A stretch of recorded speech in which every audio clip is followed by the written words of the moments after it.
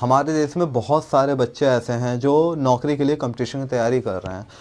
अगर आप किसी भी कंपटीशन की या किसी भी परीक्षा की तैयारी करते हैं, चाहे वो एकेडमिक स्तर की हो, चाहे वो नौकरी के लिए कंपटीशन की हो, आईआईटी कंपटीशन की हो, इंजीनियरिंग कंपटीशन की हो, चाहे वो डॉक्टर्स कंपटीशन की हो, प्रत्येक एग्ज़ाम में कुछ बेसिक बातें होती हैं जो किसी भी एग्ज़ाम की तैयारी करने से पहले हमें जान लेनी चाहिए। उन बातों के बारे में आज मैं बात करूं तो जैसे मैं यूपी पीसीएस का एग्जाम्पल लूं तो सबसे पहले किसी भी परीक्षा का 20% सिलेबस सबसे इम्पॉर्टेंट होता है। अगर आपके सिलेबस में जो किताबें हैं, अगर उसमें अगर फॉर एग्जाम्पल 100 पन्ने हैं तो उसमें से 20 पन्ने जो हैं सबसे ज़्यादा इम्पॉर्टेंट होंगे। ठीक है, तो उन 20 पन्नों का रिवीजन कम से कम आपको 20 बार करना है, जो सबसे इम्पॉर्टेंट है। और ये 20% हमको कैसे पता चलेगा? प्रीवियस ईयर के क्वेश्चन पेपर से। आप वहाँ पे जाकर देख सकते हैं कि कौन सा टॉपिक सबसे ज़्यादा इंपॉर्टेंट है, कौन सा चैप्टर सबसे ज़्यादा इंपॉर्टेंट है, जिसमें से पिछले सालों में बहुत सारे क्वेश्चन पूछे गए हों। देखिए, अगर मैं क्रिकेट को लेके बात करूँ ना, तो देखिए विराट कोहली या इंडिया जैसे श्रीलंका इंडिया का मैच होता है तो हम भी उस खिलाड़ी के खिलाफ रणनीति बनाते हैं जो सबसे ज़्यादा रन लेता हो और सबसे ज़्यादा विकेट लेता हो। अब यही पैटर्न हम एग्ज़ाम में अपनाते हैं। जो सबसे ज़्यादा एग्ज़ाम में पूछे जाने वाला होता है ना, हम उसी की ही तैयारी हमें सबसे ज़्यादा करनी चाहिए। तो किसी भी एग्ज़ाम में 20% सिलेबस जो है बहुत मोस्ट इंपॉर्टेंट होता है। अगर आप प्रीवियस ईयर क्वेश्चन पेपर से अगर उस 20% सिलेबस को अगर छांट लेते तो उसका रिवीजन हमें 20 बार कम से कम करना होता है। और 10% जो सिलेबस बचता है उसका हमें 10 बार रिवीजन करना होता है, क्योंकि ये 10% जो है इस 20% से कनेक्टेड होता है। इस 20% की तैयारी के लिए 10% सिलेबस की तैयारी करना बहुत ज़रूरी है और इसका रिवीजन हमें कम से कम 10 बार करना होता है।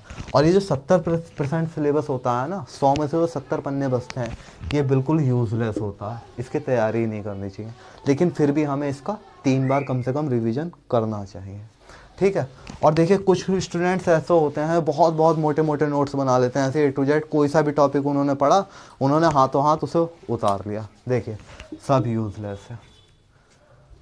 अरे वही चीज़ किताब में लिखी, वही चीज़ आपने हाथों से लिख रहे हो, उसका कोई फ़ायदा नहीं होने वाला। अगर आपको नोट्स बनाने भी हैं तो या तो बुलेट्स में बनाइए या बहुत ही कम शब्दों में। अगर आपने 100 पन्ने पढ़े हैं तो 10 पन्नों से ज़्यादा के नोट्स नहीं होने चाहिए। आप माइंड मैप बना सकते हैं, माइंड मैप बना के आपको परीक्षा के एंड टाइम पर आपको याद करने पर आसानी होगी। और देखिए एक चीज़, आपको पूरे सिलेबस का कम से कम 3 बार रिवीजन ज़रूर करना है। ये किसी भी चीज़ को याद करने के लिए उसका 3 टाइम्स रिवीजन बहुत इंपॉर्टेंट होता है और आपको 3 टाइम्स पूरे सिलेबस का रिवीजन करना है। 10% सिलेबस का 10 बार रिवीजन करना है, 20% सिलेबस का 20 बार रिवीजन करना है। आप परीक्षा में आप बहुत बेहतर परफॉर्मेंस करेंगे। अगर मैं प्रीवियस ईयर क्वेश्चन पेपर की बात करूं तो देखिए, सफलता की सबसे बड़ी कुंजी प्रीवियस ईयर के क्वेश्चन पेपर। जब हमें पता ही नहीं कि पिच कैसी खेल रही है, पिच स्पिन कर रही है, तेज़ खेल रही है, उछाल आ रहा है पिच में, या कोई सा भी बैट्समैन किस तरीके से रन मार रहा है, उसका मतलब क्या आता है, स्ट्रॉन्ग पॉइंट क्या है, वीक पॉइंट क्या है, तो हम अपने दुश्मन के बारे में कैसे पता लगा पाएंगे? तो सबसे पहले हमें क्या है, प्रीवियस ईयर क्वेश्चन पेपर जो होते हैं वो हमें एग्ज़ाम के बारे में सब कुछ हमें बता देते हैं कि इस तरीके से क्वेश्चन आते हैं, इस तरीके का ये पोर्शन इस एग्ज़ाम में सबसे ज़्यादा इंपॉर्टेंट है, ये पोर्शन कम इंपॉर्टेंट है। तो उस हिसाब से हम अपनी तैयारी को सही डायरेक्शन में ले सकते हैं। तो सबसे पहले आप क्या करें, उसका सिलेबस को एक बार पढ़ने के बाद आप प्रीवियस ईयर के क्वेश्चन पेपर ज़रूर देखें, क्योंकि उससे हमें अंदाज़ा हो जाता है कि हमारे सामने कौन बल्लेबाजी या कौन गेंदबाजी करने वाला हो। उसके पिछले हम अगर वीडियोस देखते हैं उसकी गेंदबाजी या बल्लेबाजी के, तो हम अपने लिए एक प्लान तैयार कर सकते हैं उसके खिलाफ उसे रोकने का। और यही बात हमारे एग्ज़ाम पे निर्भर करती है। अगर हमें प्रीवियस ईयर क्वेश्चन पेपर से अगर हमें एग्ज़ाम्स के बारे में अगर हमें पता चल जाता है ना, तो हम उसके खिलाफ अपनी रणनीति तैयार कर सकते हैं। ठीक है, तो प्रीवियस ईयर क्वेश्चन पेपर ज़रूर देखें, ज़रूर लगाएं। और देखिए, आपको अगर याद करने में परेशानी हो तो कीवर्ड टेक्निक्स को हम अप्लाई कर सकते हैं याद करने में।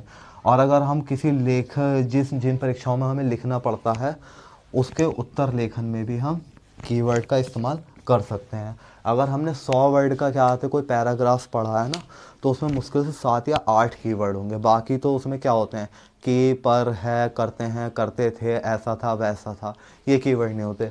तो कीवर्ड टेक्निक पे भी मैं आपको आगे एक वीडियो बनाऊंगा, उससे आपको काफ़ी हेल्प मिलेगी, जिससे आप याद करने में काफ़ी आसानी होगी। और अगर मेरी ये वीडियो आपको देखनी है तो अगर आप ये वीडियो मेरी देख रहे हैं तो मेरे चैनल को आप सब्सक्राइब कर सकते हैं आगे की वीडियो के लिए। ठीक है, तो उत्तर लेखन में हमेशा कीवर्ड का इस्तेमाल करें, वो 7-8 वर्ड बहुत इंपॉर्टेंट है। बाकी तो दिमाग में हमारे एक स्टोरी बन जाती है कि है, पर हैं, ते हैं, करते हैं, करते थे, ये सब तो हम अपनी तरफ से भी लगा सकते हैं।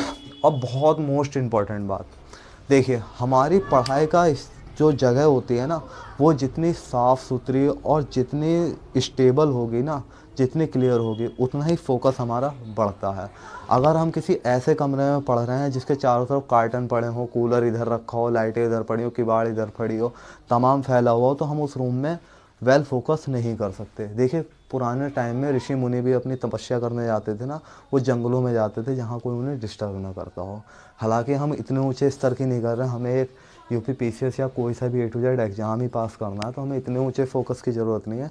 लेकिन फिर भी कम से कम अपनी किताबों को बहुत व्यवस्थित रखें, कम किताबें रखें, और अपनी पढ़ने की जगह को बहुत शांत और साफ़ रखें। अब ऐसा होता है कुछ बच्चों के पास पढ़ने के लिए मेज़ या टेबल लैंप्स वगैरह इन सब चीज़ों की व्यवस्था नहीं होती। तो अगर आप किसी भी जगह पर पढ़ते हैं, घर के कोने में भी अगर आप पढ़ाई करते हैं ना, तो उस कोने को भी साफ़ सुथरा बिल्कुल क्लीन रखें।